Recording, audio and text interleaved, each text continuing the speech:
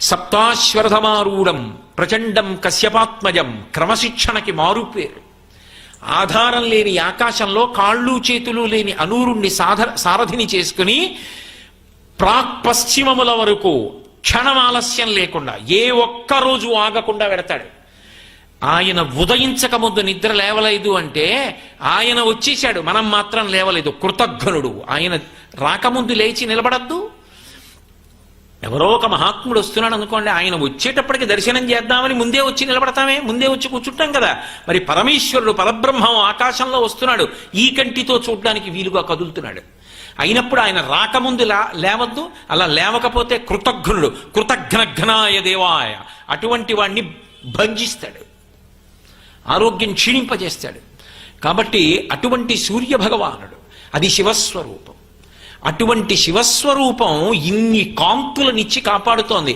అది శివస్వరూపమే అనడానికి గుర్తేమిటి అంటే కోణార్కలో సూర్యలింగంగా ఉంటాడు. ఇన్ని విభూతులనిస్తున్న వాణ్ణి బాగా దగ్గరగా వెళ్ళి చూడాలి. ఆయన్ని ముట్టుకోవడం కుదరదు, స్పృశించలేరు. కొద్ది సమయం దాటితే కంటిని విప్పి చూడలేరు. కానీ అసలు ఆయన గురించి చేసినటువంటి వర్ణనలు చదువుతుంటే చాలా ఆశ్చర్యజనకంగా ఉంటాయి. అబ్బో, రామాయణంలో వాల్మీకి మహర్షి ఆయన మీద చేసినటువంటి వర్ణనలు ఎంత అద్భుతంగా ఉంటాయో. ఒకచో అంటారు, ఆయన మళ్ళీ అస్తమయ సమయంలో, సూర్యాస్తమయంలో పశ్చిమ దిక్కుకు వెడుతుంటే ఆకాశం అంతా ఎర్రపడుతుంది పశ్చిమ దిక్కున. ఎందుకు అలా అవుతుంది అంటే ఆయన కన్నా ముందు అరుణోదయం అని అరుణుడు ఉదయిస్తాడు, అందుకని అరుణోదయం నిజానికి. అలాగే అస్తమయ సమయంలో ఎందుకు ఎరుపు అంటే చమత్కారంగా ఓ కవి అన్నాడు, ఆయన వెళ్ళారు పని మీద, అయినా మరి ఉద్యోగం కదూ, ఖచ్చితంగా తిరగాలాయే లోకాలను అనుగ్రహించడానికి. ఇంకా సాయంకాలం అయింది, ఆఫీసులో పనుందని మామూలు వాడైతే రాడేమో కానీ ఆయన మాత్రం ఖచ్చితంగా వచ్చేస్తారు ఇంటికి. అందుకని చెప్పి ఆయన వచ్చే వేళ అయిందని ఆ పశ్చిమ దిక్కు అనబడేటటువంటి కాంత భర్త కోసం ఎదురు చూస్తూ నించుంటుందిట.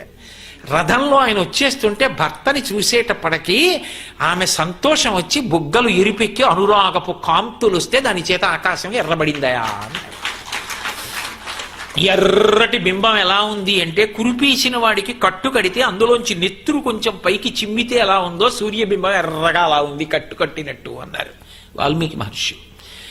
ఇన్ని వర్ణనలు చేశారు. అసలు సూర్యోదయ వర్ణన, సూర్యాస్తమయ వర్ణన లేకుండా మీకు ఏ కావ్యం, ఏ పురాణం కనపడదు. సమస్త జగత్తుకి జీవనం ఆయనే కదండి.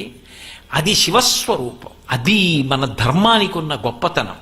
మనం అనుభవిస్తున్న ఏ అనుగ్రహాన్నైనా భగవంతుడిగా అనుగ్రహించి ఆయన పరమేశ్వరుడు అన్న ఉద్దేశ్యంతో కృతజ్ఞతతో బతకడం ఈ జాతి లక్షణం.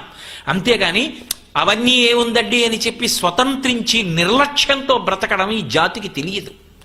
అందుకే కోణార్కలో సూర్యలింగం,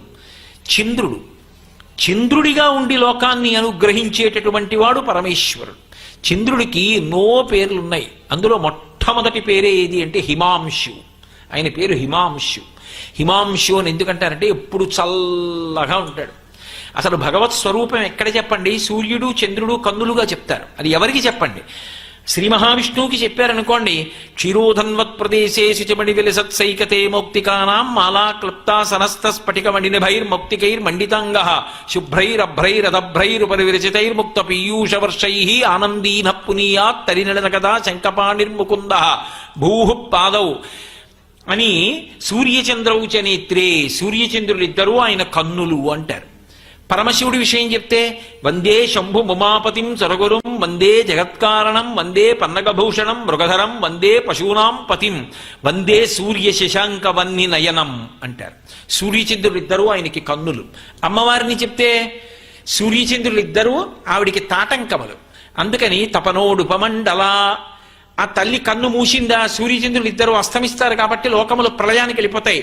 అందుకే ఆ విన్మేష నిమిషోత్పన్న విపన్న భువనావళి. భగవంతుడు అంటే సూర్యచంద్రులు ఇద్దరు కన్నులుగా చెప్తారు. నిజానికి సూర్యుడు ప్రాణవాయువు, చంద్రుడు అపానవాయువు. సూర్యుడు కన్ను, చంద్రుడు మనస్సు. అందుకే చంద్రమా మనసో జాతః చక్షో సూర్యో అజాయత ముఖాదింద్రశ్చాగ్నిశ్చ ప్రాణాద్వాయురజాయత అంటూ పురుష సూక్తం వేదం. కాబట్టి అటువంటి చంద్రుడు మనసుకి అధిపతి అయి ఉంటాడు. మనసు సంకల్ప వికల్ప సంఘాతం, అది పైకి దొరికేది కాదు. కానీ అందుకే చంద్రకళల్ని బట్టి సముద్రం పొంగడం వెనక్కి వెళ్ళడం ఉంటాయి. చంద్రుడి యొక్క కళల్ని బట్టి ఉన్మాది పౌర్ణమి వస్తే ఊపులో ఉంటాడు, అమావాస్య వస్తే చాలా నీరసంగా ఉంటాడు. చంద్రుడు మనసు మీద తిన్నగా ప్రభావం చూపిస్తాడు. చంద్రుడు అమృత కిరణుడు. శంకరాచార్యులు వారు సౌందర్యలహరిలో 1కి 10 మాటలు హిమకరహ హిమకరహ హిమకరహ అంటారు. చల్లటి కిరణములు ఉన్నవాడు హిమాంశు. ఇంకా సూర్యుడు మధ్యాహ్న కాలంలో చూడలేం, చంద్రుడు ఎప్పుడూ చల్లగా ఉంటాడు.